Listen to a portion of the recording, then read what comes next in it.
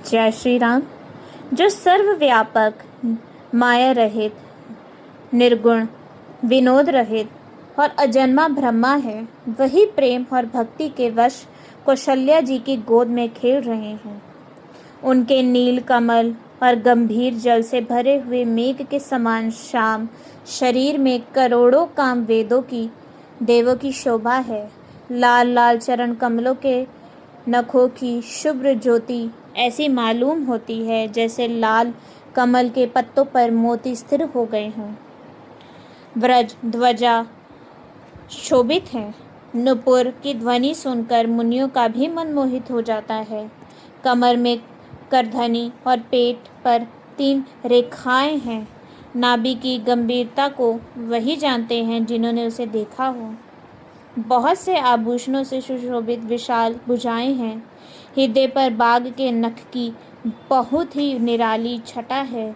छाती पर रत्नों से युक्त मणियों के हार की शोभा और ब्रह्मांड के चरण चिन्ह को देखते ही मन लुभा जाता है।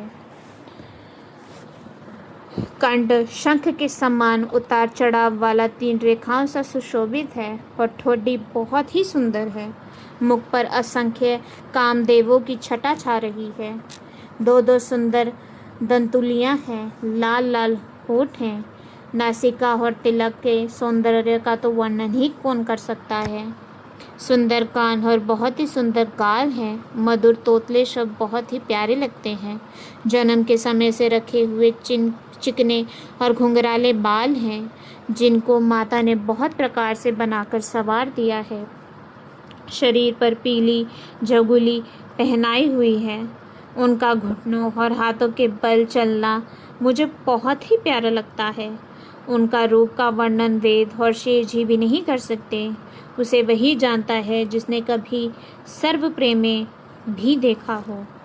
जो सुख के पुन मोह से परे तथा ज्ञान, वाणी और इंद्रियों से अतीत है, वह भगवान दशरथ कौशल्या अत्यंत प्रेम के वश होकर पवित्र बाल लीला करते हैं। इस प्रकार संपूर्ण जगत के माता पिता श्री राम जी के अवधपुर के निवासियों को सुख देते हैं, जिन्होंने श्री रामचंद्र जी के चरणों में प्रीति जोड़ी है। हे भवानी, उनकी ये प्रत्यक्ष गति है कि भगवान उनकी प्रेमवश बाल लीला करके उन्हें आनंद दे रहे हैं। श्री रघुनाथ जी ने विमुख रहकर मनुष्य चाहे करोड़ों उपाय करे, परंतु उसका संसार बंध कौन छुड़ा सकता है। जिसने सब चराचर जीवों को अपने वश में रखा है, वह माया भी प्रभु से भय खाती है। भगवान उस माया को भोग के इशारे पर नचाते हैं। ऐसे प्रभु को छोड़कर कहो और किसको भजन किया जाए। मन वचन और कर्म से चतुराई छोड़कर भजते ही श्री रघुनाथ जी की कृपा करेंगे। इस प्रकार से प्रभु श्री रामचंद्र जी ने बाल क्रीड़ा की और समस्त नगरवासियों को सुख दिया। कौशल्या जी कभी उन्हें गोद में लेकर हिलाती डुलाती और कभी पालने में लेटाकर झुलाती थीं। प्रेम में मगन कौशल्या जी रात और दिन का बीतना नहीं जानती थीं। पुत्र के स्नेहवश माता उनके बाल चरित्रों का गान किया करती। एक बार माता ने श्री रामचंद्र जी को स्नान कराया और श्रृंगार करके पालने पर पौड़ा दिया। फिर उनके कुल के इष्ट देव भगवान की पूजा के लिए स्नान किया। पूजा करके नैवेद्य चढ़ाया और स्वयं वहाँ गई जहाँ रसोई बनाई गई थी। फिर माता वहीं पूजा के स्थान में लौट आई और वहाँ आने पर पुत्रों को इष्ट देव भगवान के लिए चढ़ाए हुए नैवेद्य का भोजन करते देखा। माता भयभीत होकर पालने में सोया था, ये किसने लाकर बिठा दिया, इस बात से डरकर पुत्र के पास गई तो वहाँ बालक को सोया हुआ देखा। फिर देखा कि वही पुत्र वहाँ भोजन कर रहा है। उनके हृदय में कंपन होने लगा और मन को धीरज नहीं होता। वह सोचने लगी कि यहाँ और वहाँ मैंने 2 बालक देखे। ये मेरी बुद्धि का भ्रम है या कोई विशेष कारण है। प्रभु श्री रामचंद्र जी ने माता को घबराई हुई देखकर मधुर मुस्कुरान से हंस दिया।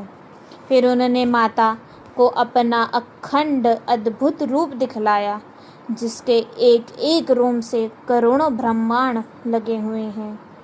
अणगिनत सूर्य, चंद्रमा, शिव, ब्रह्मा, बहुत से पर्वत, नदियाँ, समुद्र, पृथ्वी, वन, काल, कर्म, गुण, ज्ञान और स्वभाव देखे, और वह प्रहलाद भी देखे जो कभी सुने भी ना थे। सब प्रकार से बलवती माया को देखा कि वह भगवान के सामने अत्यंत भयभीत हाथ जोड़े खड़ी हैं। जीव को देखा जिसे वह माया नचाती है, और फिर भक्ति को देखा जो उस जीव को माया से छुड़ा देती है। माता का शरीर पुलकित हो गया, मुख से वचन नहीं निकलता। तब आंखें मूंद कर उसने श्री रामचंद्र जी के चरणों में सर नवाया। माता को आश्चर्यचकित देखकर खर के शत्रु श्री राम जी फिर बाल रूप हो गए। माता से स्तुति भी नहीं की जाती। वह डर गई थी कि मैंने जगत पिता परमात्मा को पुत्र करके जाना। श्री हरि ने माता को बहुत प्रकार से समझाया और कहा, हे माता, ये बात कहीं पर कहना नहीं,